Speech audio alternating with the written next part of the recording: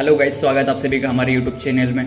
Guys 1162 आधी रात का दिन, एक ऐसी खौफनाक रात जब एक ऐसे इंसान का जन्म हुआ जिसको लोग आज के टाइम पे शैतान मानते हैं। गाइस एक ऐसा खूंखार इंसान, एक ऐसा खूंखार शासक जिसके हाथ 4 करोड़ मासूम के खूनों से रंगे हुए हैं। गाइस एक ऐसा शासक जो इतिहास में सबसे ज़्यादा खूंखार और सबसे ज़्यादा भयानक शासक के नाम से जाना जाता है। एक ऐसा इंसान जिसने विश्व के सबसे ज़्यादा लोगों का खून करा, जिसने सबसे ज़्यादा लोगों का खून करा। गाइस जिसने हत्या के साथ साथ मानवता का भी कत्ल कर दिया। गाइस एक ऐसा इंसान जिसने जहाँ से वो गुजरता, जहाँ से भी, जिस शहर से भी वो रुक कर लेता, जिस शहर के भी वो एक बार कूच कर लेता, तो वहाँ के पूरे शहर, पूरे के पूरे गाँव और पूरे के पूरे राज्यों को तहस महस कर देता, उसको मिट्टी में मिला देता। वो वहाँ पे अपने पीछे लाशों के ढेर छोड़ जाता गाइस, और खोपड़ियों की मीनारें बना जाया करता था। इतना खतरनाक इंसान था वो गाइस, जिसका नाम है चंगेज़ खान। तो गाइस चंगेज़ खान जिसने बहुत बड़े बड़े राज्यों को जीता और बहुत खतरनाक तरीके से उसने बहुत सारे राज्यों को जीता। गाइस उसके जो पीछे जीतने का कारण तो वो थी इसकी मिस्टीरियस आर्मी, यानी उसकी जो सेना थी, वो सेना इतनी ज़्यादा खूंखार थी कि जहाँ से वो गुजरती वहाँ पे लाशों के ढेर और खोपड़ियों की मीनारें बना दिया करती थी। गाइस जिसकी वजह से चंगेज़ खान इतनी जंगें जीता। आज की इस वीडियो में हम आपको बताएंगे चंगेज़ खान और उसकी the mysterious army, the ghost army of Changez Khan. Changez Khan ये नाम किसी पहचान का मोहताज नहीं। शुरुआत में छोटे एरिया से चंगेज़ खान एक बहुत ही क्रूर मगर कुशल मंगोलियन सम्राट था, जिसने उनका जिक्र होगा तो चंगेज़ खान का नाम उसमें सबसे ऊपर आएगा। एक बंदे ने 4 करोड़ से भी ज्यादा लोगों को मारा। The great Mongol conqueror Genghis Khan carved the biggest land empire. दुनिया का सबसे क्रूर शासक चंगेज़ खान। तो गाइज आज की इस वीडियो में हम आपको ये बताएंगे कि चंगेज़ खान की आखिर वो चंगेज़ खान के बारे में और उसकी इतनी खूंखार सेना के बारे में, वो किस तरीके से शहरों को और लोगों को कत्ल करती थी, ख़त्म कर दिया करती थी। तो चलिए वीडियो स्टार्ट करते हैं। तो गाइस हम आपको बताया था कि चंगेज़ खान का जन्म 1162 ईस्वी के आसपास वर्तमान के मंगोल के उत्तरी भाग में ओनोन नदी के पास हुआ था। और गाइस इनके जो वालिद थे, इनके पिता का नाम था येसुजई और इनकी माता का नाम था होयलन। तो गाइस हम आपको ये बताते हैं कि चंगेज़ खान के बचपन का नाम जो था वो तैमुजीन था, और जो इसके वालिद थे यानी जो इसके पिता थे येसुजई उखियात कबीले के मुखिया थे, उसके पिता की हत्या कर दी गई, यानी चंगेज़ खान के पिता की हत्या कर दी गई थी। उसके बाद 1170 के आसपास तैमुजीन का अपहरण कर उसे दास बना लिया गया था। उसके विवाह के दौरान ही उसकी पत्नी का भी अपहरण कर लिया गया था। अपनी पत्नी को छुड़ाने के लिए उसे लड़ाई लड़नी पड़ी, और गाइस वो अपनी पत्नी को छुड़ाने के लिए तैमुजीन अपने दोस्तों के साथ पड़ा और शक्तिशाली विरोधियों को पराजित करने के लिए निकल पड़ा। जमुका को पराजित करने के लिए बाद में तैमुजीन में काफ़ी आत्मविश्वास आ गया। जैसे जमुका जो था वो उसकी पत्नी का, यानी कि जो तैमुजीन की पत्नी का अपहरण करने वाला व्यक्ति था, उसको पराजित करने के बाद इस उत्साह के साथ वे अब अन्य कबीलों के विरुद्ध युद्ध के लिए निकल पड़ा था। गाइस 1206 में जमुगा और नेमन को हराने के बाद तैमुजीन स्टेपी क्षेत्र की राजनीति में सबसे शक्तिशाली व्यक्ति के रूप में उभरा। गाइस जब उसने विजय प्राप्त कर ली तो उसके बाद उसे चंगेज़ खान ने समुद्र खान या सार्वभौम शासन की उपाधि के साथ मंगोलों का महानायक घोषित कर दिया गया था। चंगेज़ खान का इतना खौफ था कि बड़े बड़े साम्राज्य सिर्फ नाम सुनकर उसके सामने झुक जाते थे। चंगेज़ खान मॉस्को से लेकर बीजिंग तक के साम्राज्य का मालिक था।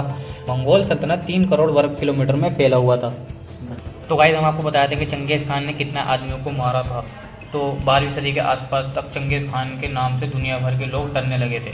चंगेज़ खान की नज़र जिस साम्राज्य पर पड़ती थी और वह जहाँ से होकर गुजरता था, वहाँ हज़ारों लाखों की संख्या में लोगों को मार दिया जाता। शहर और गाँवों को पूरी तरीके से ख़त्म कर दिया जाता था। इतिहासकारों का कुछ मानना है कि किताबों के मुताबिक चंगेज़ खान ने अपने जीवन काल में 4 करोड़ लोगों की हत्या कर दी गई थी, जो पूरे विश्व में सबसे ज़्यादा हत्या करने वाला इंसान था। तो गाइस हम आपको ये बताए थे कि चंगेज़ खान ने किन देशों पर विजय प्राप्त की थी। तो उसने रूस, चीन, कोरिया, दक्षिण पूर्व एशिया, फारस, भारत, मध्य पूर्व और पूर्वी यूरोप के अधिकांश हिस्सों पर शासन किया था और विजय प्राप्त की थी। तो गाइस हम आपको बताए थे कि चंगेज़ खान ने अपनी सेना को किस तरीके से विभाजित कर रखा था। तो उसने अलग अलग टुकड़ों में विभाजित कर रखा था, जैसे कि 10, फिर उसके बाद आती है 100, फिर आती है 10,000, फिर एक और फिर 10,000। मतलब ये अलग अलग तरीके से विभाजित कर रखी थी अपनी सेना। फिर हम बताते हैं उनकी सेना में जो कुशल घुड़सवार थे, यानी कि ऊंचे घोड़ा चलाने वाले थे, और सेना में तीरंदाजी का अद्भुत कौशल था। यानी तीरंदाजी यानी बहुत बढ़िया अच्छी तरीके से कर लेते। घोड़े पे बैठे बैठे वो तीरंदाजी बिल्कुल सही निशाने पे लगाते थे तीर। और सशक्त एवं अनुशासित सैन्य शक्ति थी, यानी कि बहुत ज़्यादा शक्तिशाली सेना थी, मानने वाली सेना थी। और घेराबंदी यंत्र, यानी कि ये इस तरीके से थे कि ये चनों को चारों तरफ से घेर लिया करते थे। और नेप्शा बमबारी यानी कि वो बमबारी करते थे और पथराव करते थे। अभियानों में हल्के चल उपकरणों का उपयोग करते थे। शायद वो इस तरीके की चीज़ों को लेकर जाते थे जिसको ले जाना भी आसान हुआ करता था।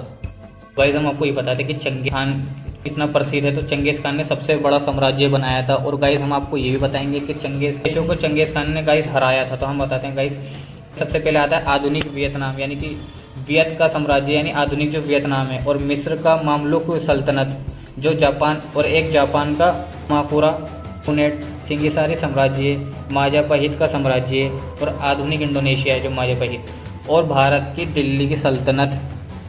इन देशों ने मिलकर चंगेज़ खान की सेना को हराया था। हम आपको बताया था कि मंगोलों ने भारत पे कितनी बार आक्रमण करा था। तो गाइस मंगोलों ने जो आक्रमण करा था सल्तनत, दिल्ली सल्तनत पर, तो वो 1241 में और 1245 में और 1257 में और 1286 में। और गाइस इन्होंने 5 बार हमला करा था, जिसमें से एक बार वो हार गए थे। तो गाइस जब मंगोलों ने 6 फरवरी 1298 को आक्रमण किया, और जब दिल्ली सल्तनत के जो अलाउद्दीन खिलजी थे, खिलजी वंश के, उन्होंने अपने भाई के साथ मिलके पूरी 6 फरवरी को मंगोलों को हरा दिया, जिन उनमें से लगभग 20,000 तो मार दिए गए और मंगोलों को पीछे हटने के लिए मजबूर कर दिया गया था। तो हम आपको बता देते हैं आखिर चंगेज़ खान ने कितनी शादी करी थी और उसके कितने बच्चे थे। तो गाइस चंगेज़ खान ने कई दर्जन शादी करी थी, यानी इसका नंबर याद नहीं कि उसने कितनी शादी करी थी। और गाइस उसके जो बच्चे थे वो 200 से भी ज़्यादा थे, यानी बहुत ज़्यादा बच्चे थे उसके गाइस। और हम आपको बता देते हैं कि जो चंगेज़ खान की जो सफलता का जो कारण है, यानी वो जो जगह जीतता चला गया, उसने जो जगह जीती यानी जो एरिया जीता वो 3 करोड़ वर्ग किलोमीटर का था। और गाइस सफलता का जो कारण तो उसकी सेना थी। सेना में जो अधिक कुशल घुड़सवार यानी घोड़ा चलाने वाले अच्छे थे, क्योंकि मंगोल वो होते घुमक्कड़ यानी खाना बदोश, एक जगह नहीं टिकते थे, शिकार करते थे घोड़ों पे, और घोड़ों से ही अच्छे तरीके से तीरंदाजी कर लिया करते थे, अपने निशाने पर सटीक तीर मारा करते थे। यानी इस वजह से इनकी विजय का ये महत्वपूर्ण कारण है कि क्योंकि ये घोड़े से बिल्कुल कुशल निशाना लगाया करते थे। और गाइस फिर अब हम आपको बता देते हैं कि आखिर चंगेज़ खान की मौत कब हुई। तो चंगेज़ खान की मौत 65 साल की उम्र में 1227 में हुई एक युद्ध के दौरान। और गाइस अब हम आपको बता देते हैं कि आखिर इतना बड़ा साम्राज्य जो मंगोल साम्राज्य इतना बड़ा साम्राज्य था जिसने बहुत सारे देशों को हरा दिया और बहुत सारे देशों को जीता था, उसके पतन यानी वो कहाँ चला गया, ख़त्म कैसे हो गया। जो आज का मंगोल है वहीं पर जो आज का मंगोल है वहीं पर चंगेज़ खान का जन्म हुआ था। तो वो आज क्यों नहीं पता चलता उसके बारे में। तो गाइस इतना बड़ा साम्राज्य था चंगेज़ खान का, लेकिन संभालने वाले जो थे यानी जो उसके शासक के थे वो बहुत कम थे, और प्रजा यानी बहुत बड़ी प्रजा थी, इस वजह से वो इसका पतन हो गया। और गाइस दूसरा कारण ये था कि जो चंगेज़ खान था वो बौद्ध धर्म का था, लेकिन उसके जो उसके बेटे वो उसके जो मतलब उसके जो नीचे के वंशज जो वो अलग अलग धर्म को अपनाने लगे, जिसकी वजह से उसका साम्राज्य खत्म हो गया। और गाइस एक कारण ये भी था कि वो जो ना सभ्य नहीं थे, और जो जिन देशों को उन्होंने कब्जा कर रखा था, जीत रखा था, वो देश सभ्य थे, तो उन्होंने उनकी सभ्यताओं को अपना लिया, उनके ज्ञानों को, और उनकी किताबें जब पढ़नी शुरू करी तो इस वजह से भी उसका अंत हो गया उसकी सभ्यता को। और सबसे बड़ा जो कारण था वो कारण ये था कि चंगेज़ खान की मृत्यु। और गाइस चंगेज़ खान की जो कब्र है वो एक गुप्त रखी गई, जो भी उसको मरने के बाद दफनाने गए, जो उसके सेनापति थे, जो उसके मंत्री थे, उन सबको भी उसके कब्र के साथ ही दफना दिया गया, मतलब उनके कब्र के साथ ही क्योंकि कोई नहीं चाहता था कि चंगेज़ खान के कब्र को कोई ढूंढे या फिर उसके अंदर जो खजाना है वो उसको ढूंढे निकाले, क्योंकि जितने भी खजाना उन्होंने लूटा था सारा उसकी कब्र के साथ ही दफना दिया गया था। और गाइस आज तक किसी को नहीं पता कि उसके चंगेज़ खान की कब्र कहाँ पर है। तो आशा करते हैं वीडियो आपको अच्छे लगे, कुछ भी समझ में आया होगा आपको, तो वीडियो को लाइक करें, चैनल को सब्सक्राइब करें। मिलते हैं किसी नेक्स्ट वीडियो में, जब तक के लिए बाय बाय, टाटा।